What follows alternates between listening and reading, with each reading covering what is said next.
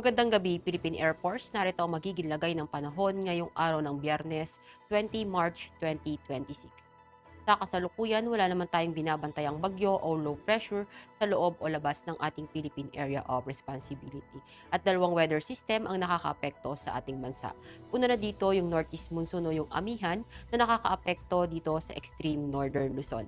At yung Easterlies o yung mainit na hangin nagmumula sa dagat Pasipiko na nakakaapekto naman sa ibang nalalabing bahagi ng ating bansa.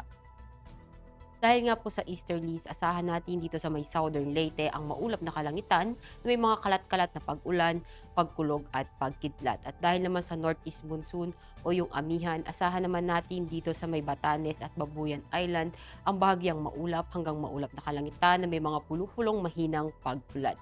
At sa Metro Manila at ibang nalalabing bahagi naman ng Luzon, ganyan na rin ang ibang nalalabing bahagi ng Visayas, asahan naman natin yung bahagyang maulap hanggang maulap na kalangitan na may mga pulupulong pag-ulan, pagkulog at pagkidlat. At dahil nga sa easterlies, asahan din natin dito sa may Caraga ang maulap na kalangitan na may mga kalat-kalat na pag-ulan, pagkulog at pagkidlat. At ibang nalalabing bahagi naman ng Mindanao, asahan naman natin ang bahagyang maulap hanggang maulap na kalangitan na may mga pulupulong pag-ulan, pagkulog at pagkidlat. At para naman sa magiging lagay ng panahon sa mga susunod na araw dito sa may Metro Manila, asahan natin sa Linggo hanggang Martes ang bahagyang maulap hanggang maulap na kalangitan na may mga pulupulong pag-ulan, pagkulog at pagkidlat.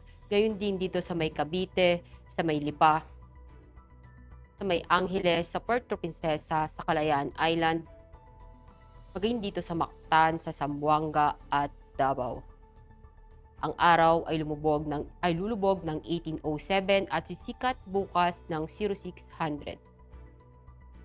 Para sa ating moon illumination, meron tayong 3% increasing. At para manatiling updated sa lagay at taya ng panahon, i-follow lamang ang Air Force Weather Center sa aming mga social media accounts. At yan lamang po ang latest update natin sa weather sa ngalan ng aming commanding officer na si Colonel Alvin John Q. Gador, POP TSC.